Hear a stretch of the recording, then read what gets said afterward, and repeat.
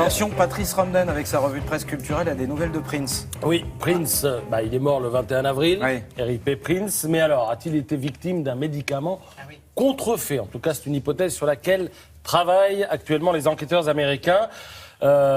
Pourquoi? Parce qu'il y a un médicament qui était présenté comme un antidouleur qu'on a retrouvé chez lui. On a analysé le médicament et qu'est-ce qu'on a vu? On a vu qu'il contenait du fentanyl. C'est un analgésique 80 fois plus puissant que la morphine. C'est un produit qu'on trouve souvent. Oui, et c'est un produit qu'on trouve souvent dans les médicaments contrefaits. Alors Prince est mort d'une surdose de fentanyl dont la vente est réglementée et il n'avait évidemment, on n'a pas retrouvé d'ordonnance. Donc on se pose des questions et on enquête du côté des Américains.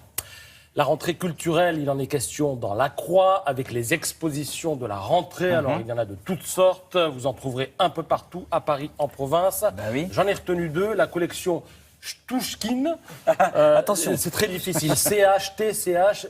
Shtushkin. Shtushkin. On va l'appeler Shtushkin. Voilà. Shtushkin.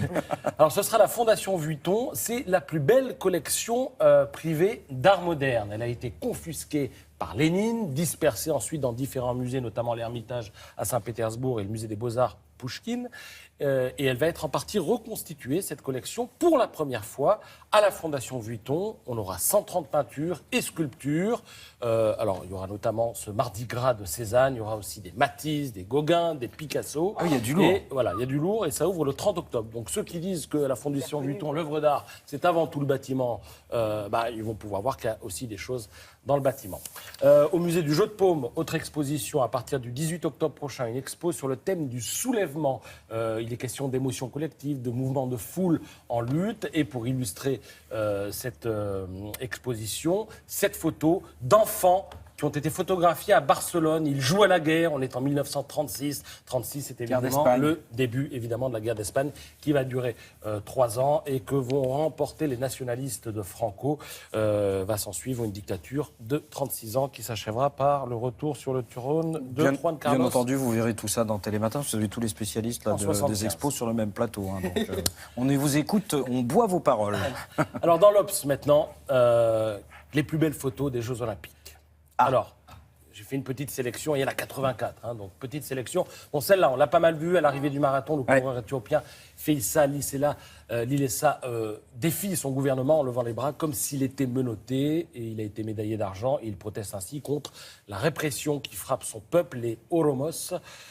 Il risque sa vie pour ce geste. La photo est signée Adrien Denis. Autre photo, celle du plongeur français Mathieu Rosset. Voilà, je vous laisse apprécier. Il est fort. On dirait la coiffure des Désirless dans les années 80. Brossé, pas rossé peut-être.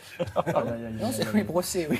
Vous voyez très tout bien l'effort, brossé. la crispation. Oui, là, on voit tout. La photo est signée Michel Sonn. Regardez cet haltérophile britannique. Si vous voulez, vous cherchez une idée pour donner une idée de la force et de la vitesse à laquelle le corps se soulève en haltérophilie, vous l'avez trouvé avec cette photo de Mike Grohl. Regardez cette photo du départ du 400 mètres, 4 nages, dame. Et là, ce qui est exceptionnel, c'est qu'on saisit l'instant de l'élan. C'est-à-dire que le pied n'a pas encore bougé. La preuve, c'est que, voilà, il est net. Là. Et le reste du corps, lui, est déjà parti. Photo signée Odd Anderson. C'est un filet. Magnifique. Et regardez ça. Photo de Juan Mabromat, une pongiste slovaque. Regardez le regard. Elle louche sur la balle au moment de servir.